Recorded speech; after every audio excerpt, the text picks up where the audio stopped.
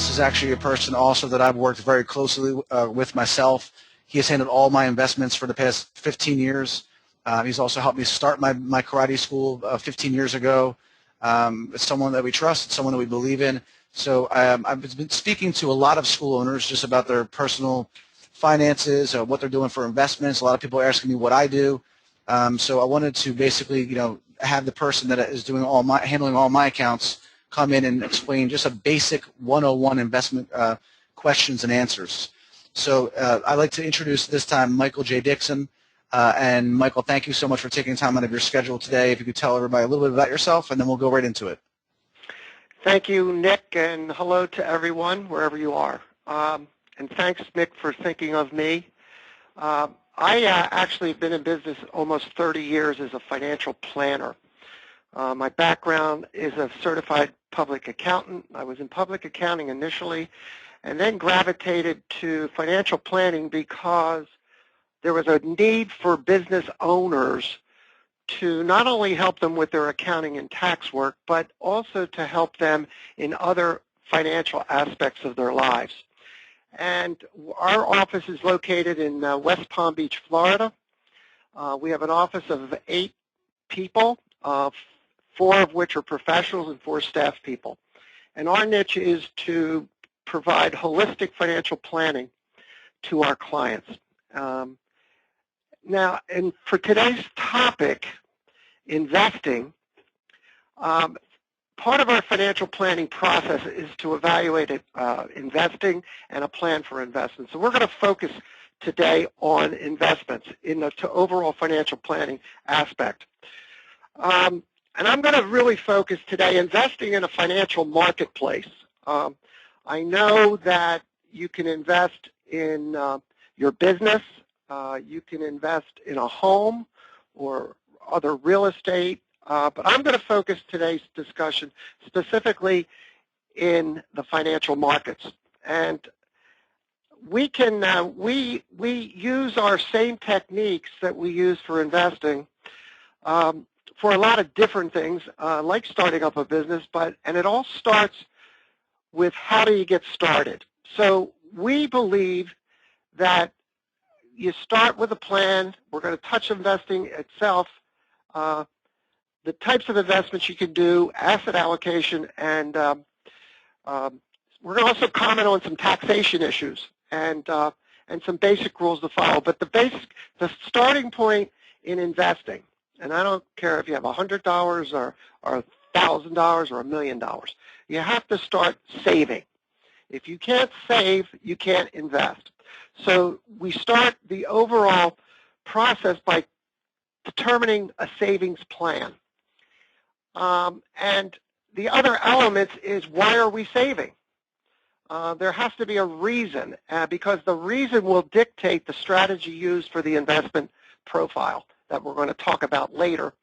And you have to be disciplined. Just like every other thing we do in life, in running our businesses, we have to be disciplined. We have to have a goal, and we have to save funds so that we can expand our businesses or improve our business or even start a business. So the overall concept in investing is, first we have to start getting funds available through some types of savings. So whether it's you take 10% of your business income and that's the number you're going to use, or you use 10% of a salary, some number of savings. Set the goal. Do I want to buy a house? Do I want to plan for retirement? Do I want to plan for college education for my children? What am I setting what are my sights being set here? Your goal setting, which is very similar to a business setting goal. And then being disciplined. The discipline, you have to stick with the plan, continue with the plan, don't deviate. You can adjust, but don't deviate from the plan, and that will enable anyone to have a successful experience in investing. Now, I want to talk a little bit about the art of investing itself, and it really is driven by the goal setting. And the things that are set up, as I'm going to move into our next area, has to do with defining what needs to be accomplished. And that could be, like I just mentioned previously, do we want to go on a vacation? Do we want to buy a house? Do we want to set up a new business? Do we want to buy a car? Do I want to set up funds for my retirement? Now, the key factors in developing a investment strategy are really, there's three main areas that drive it. The age of the person, your current age, the time horizon that you need to be successful within, and the tolerance of risk that you're willing to take in an investment strategy. Now, for example, if one was to set up a plan for college education, and that you look to the child at the age of 2. Now, the child probably will become 18, 17 when they start to think about college, and that's when you need the money. So here, the age factor will develop the time horizon. So at 2 years old, the time horizon will be 15 to 16 years to satisfy the goal for investing. So that will drive the strategy needed and the amounts to be used in an investment plan to achieve the goal to have monies available for college. Now, the third bullet here has to do with risk. And any investment includes some type of risk. From a cash account, bank account, a CD at a bank, there's risk there, to owning stocks, which we'll talk about later, to owning bonds. They all have different elements of risk, and the person who's doing the investment has to be able to recognize how much risk they're able to tolerate so that they don't deviate from the plan once it's created. And we use a very strategic approach where we ask a series of questions for determining what a person's risk tolerance is. And that risk tolerance answers from this questionnaire will help us determine the strategy that we're going to recommend for an investment portfolio. Now, let me move from those three factors to consider in setting up an investment strategy to what types of investments we can use. And the basic, now this isn't 100%, but these are the basic areas where one can invest. Cash, stocks, and bonds. I'll talk a little bit about each. Cash is not cash that we put in our pocket, but cash that's held in some type of an account, whether it's a bank account, a certificate of deposit, or cash in a brokerage account. Now, that cash can be available. It's very liquid. A lot of times we use cash investments to set up a reserve account for someone that we want to say, we need 6 months of living expenses if something would happen to you, we want in cash. So that's why cash is important. Now, the definition of stocks, and I want to start with the core explanation because I don't want to take for granted that everyone knows what we're going to be talking about. The definition of a stock is a security. It's a federal registered security. And what it represents is it represents ownership, equity ownership in a company. Now, we all may be familiar with stock of an LLC or an LP that we operate our businesses in, or a corporation. We have stock that we own to represent our ownership. Well, a share of IBM's stock is if you buy 1 share of stock, you own 1 share of the millions of shares outstanding, so you actually are an owner. So by definition, stocks are equity ownership in a company. And we're going to talk a little bit about why you use different securities here, types of investments later, but this is my definition, so I set the stage for this. The third criteria of investments is what we call bonds, or fixed income securities. Here, when you invest in a bond, you're actually lending money to a company, or you're lending money to the United States Treasury in the form of U.S. Treasury bonds. So here, we become a creditor, just like the bank is a creditor on a mortgage that we may have on our house. Bonds, we actually have companies that owe us that payment back for bonds. Now, bonds and stocks are very different in respect to the type of security, but when you use them together in a asset allocation, which I'm going to be talking about, they can be very valuable if they're allocated properly. So we have cash that's liquid. You can turn it into put it in your checking account and address any immediate needs. Stocks are ownership in companies. They're also liquid. And the bonds are fixed income securities that we're actually lending money, and we take back a bond, and and who we lend the money to promises to pay us that money back at a certain time.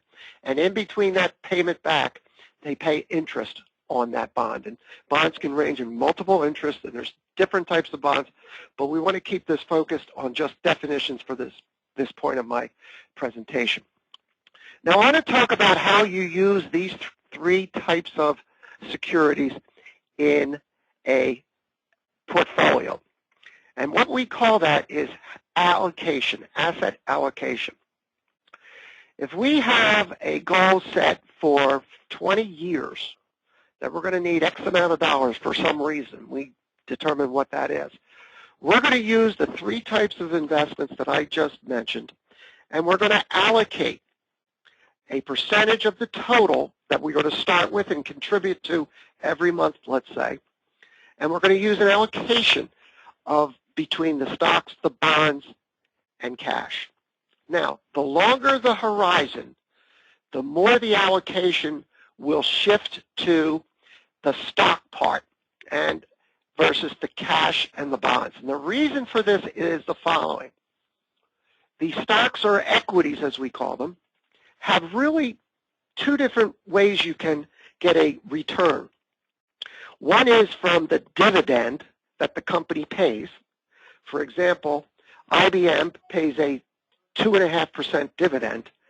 So if we own a share of IBM, we get a dividend every quarter. 1/4 of the 2.5%, 2.5% being the annual. In addition to that, by owning a share in IBM, we have another part of building our wealth, and that's in the form of appreciation. So our total return could be, my example, if IBM stock went up 5% in 1 year, and I got a 2.5% dividend, my yield was actually 7.5%. Now, that's not a guarantee, but for purposes of our presentation, that's the example I want to use. Stocks are also subject to volatility in the marketplace, which we all remember back in 2007 when the stock market lost about 35% in value. Since then, the return has been substantial. This year's equity market is probably close to 20% just in the 10 months that we have in 2013. So what we do is, by understanding, going back to the age, going back to the time horizon and the risk tolerance, we can form an asset allocation of stocks, bonds, and cash that will satisfy the returns needed for a particular objective. And every portfolio should consider the three factors and then apply the allocation of these three major types of securities in one portfolio. Now, I want to talk a little bit more about where we invest and how do we invest. And what we have here is you really can do it in basically three ways.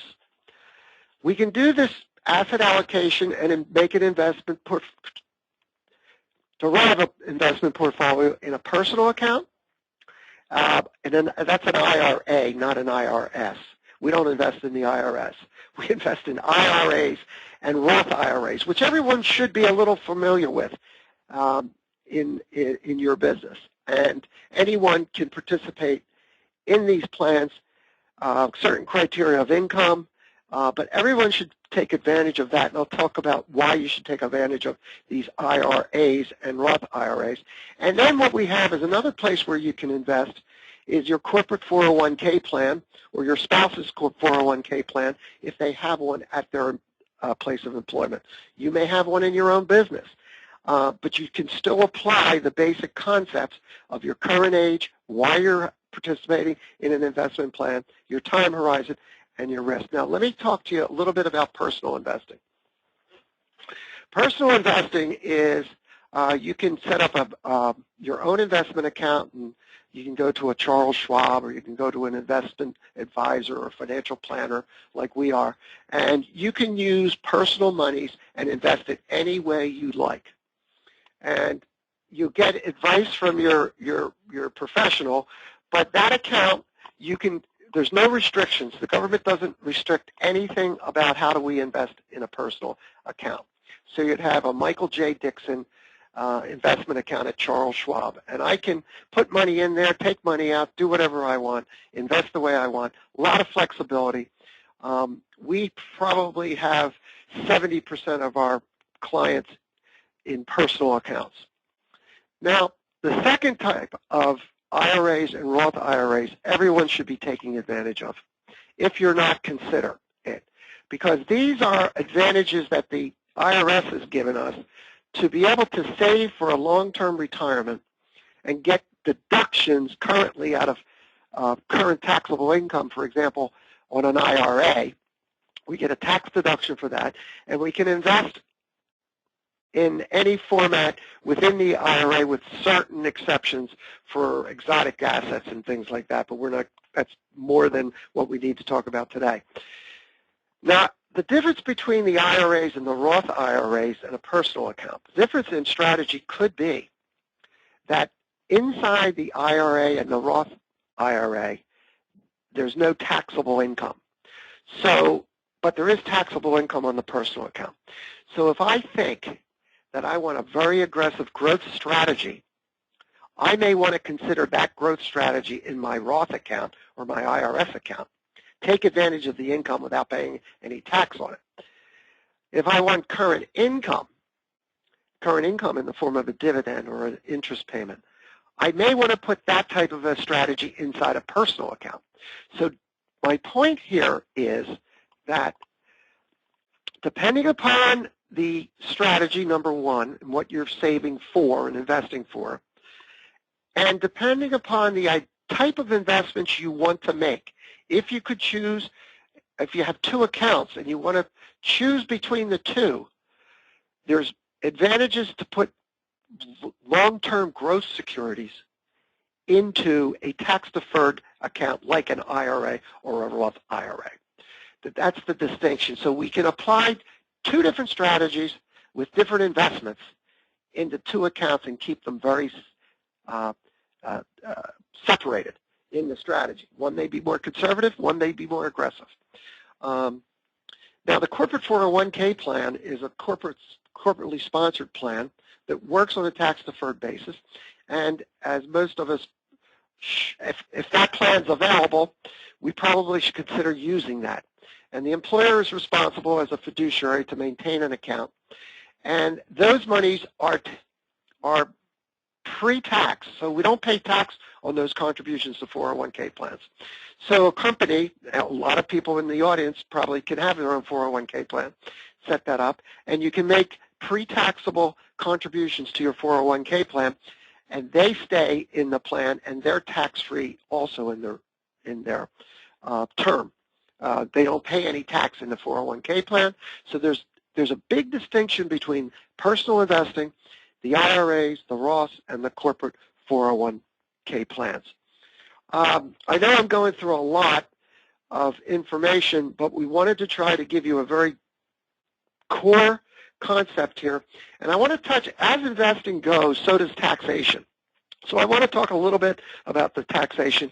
I started to talk about it in the personal account, where we call them taxable accounts, so versus the IRAs and the 401ks, which are tax deferred. Now, dividend income is taxable income if it's in a taxable account. It has a different tax rate than ordinary income. It's a lesser amount, but it's still taxable. But if I have the same dividend income in a deferred taxable account, there's no tax paid. So when we structure an investment plan and fund an investment portfolio, taxation is always a very major consideration in setting up the type of assets, the asset allocation, and what we're going to invest in. Now, on another important element in investing, and this is key on a personal account. When you buy a stock for $100 and sell it for $500, that's a $400 gain. Now, the IRS wants to tax that gain. Now, they will tax it, and that's the way our system works. Now, if you own that stock for more than a year, there's a tax-favored treatment to that capital gain in that it's only taxed at a high 20% versus your ordinary income, which could be in excess of 35%, depending upon your income.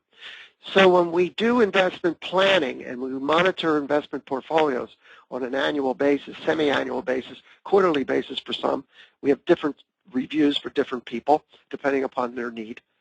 We often look to the taxable accounts and whether or not we should take capital gains and pay tax at a lower amount than we are paying on our ordinary income, dividend income. So there's different strategies to be applied on the taxation side of it. But once inside again, the real flair and the real benefit on these deferred counts is that money can compound tax-free for a long time, and they're perfect for retirement planning. That's what these are for, retirement planning. So the income's earned tax-free. It grows year after year after year. It just keeps compounding. And the compounding growth could double, triple, quadruple monies over a period of time. So everyone should consider that in your own financial planning aspect. Now I want to give you some basic rules before we close on investing. And the keys are here. You have to start, save early and regularly. Don't stop. And don't ever think that it's too late to start. It's never too late to start, but the key is to get started. Use the help of the employer, which is a 401k plan, which I just said. Sometimes the corporations match the contributions that employees make. So this could be a very valuable planning tool to build a nest egg for retirement. And Uncle Sam, and use him to supercharge your savings. And what we mean is you get these tax-deferred benefits. We don't pay tax on our income year after year after year. So let Uncle Sam help us build our wealth. Set aside a cash reserve. What I mean here is when we do a financial plan for a client, always insist that we set up either a 90-day to 180-day cash reserve account for household and business requirements, just in case something would happen that the income earner is out of work for 3-4 months. That cash reserve will be there to use. You won't upset your investment plan if it's in a cash account, a cash reserve account. So that's very key. Make sure you're covered by insurance. What we mean here is to handle your risk, and we are not in the business of selling life insurance, but we recommend to all our clients that we consider risk management in the form of buying some type of insurance and on your life, on your spouse's life, on a mortgage, just in case someone dies, there's a cash payment made to take care of some of these debts that are out there that have to be paid off. And if you leave some of these debts to your children or to your spouse or whoever, this insurance will cover that. Diversification reduces, that's diversification, ION, reduces anxiety. I think we have to check our spelling here. Diversification, asset allocation reduces the trauma that people have with investing.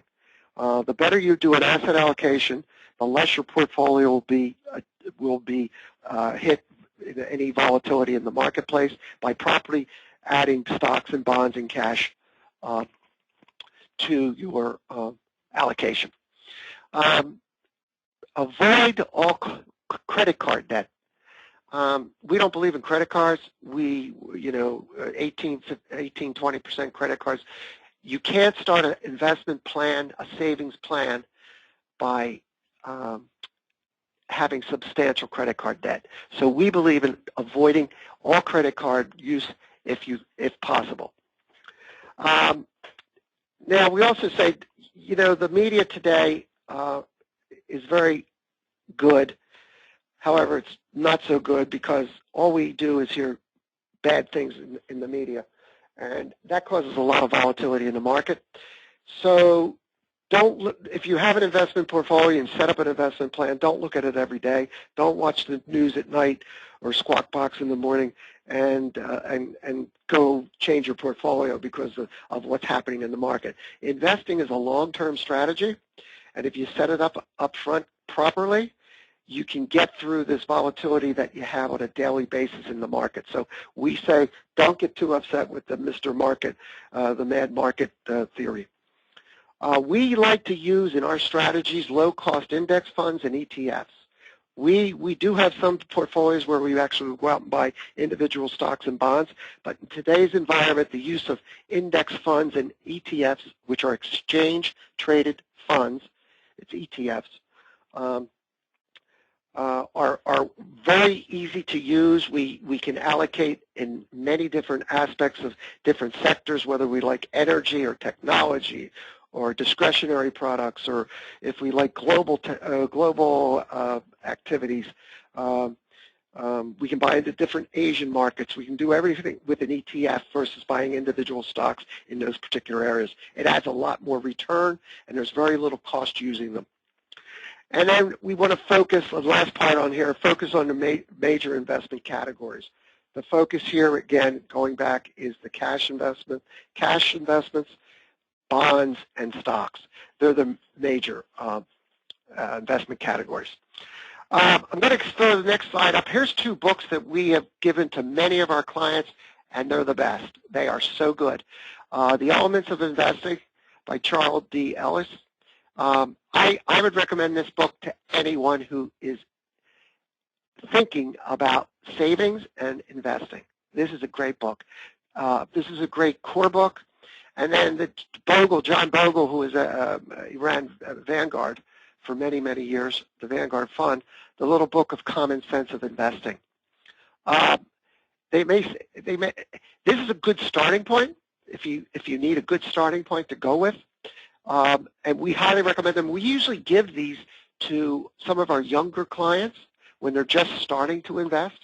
You know, the middle age or early age. We have had some students, actually, we've given these books to children of some of our clients who are now clients of ours.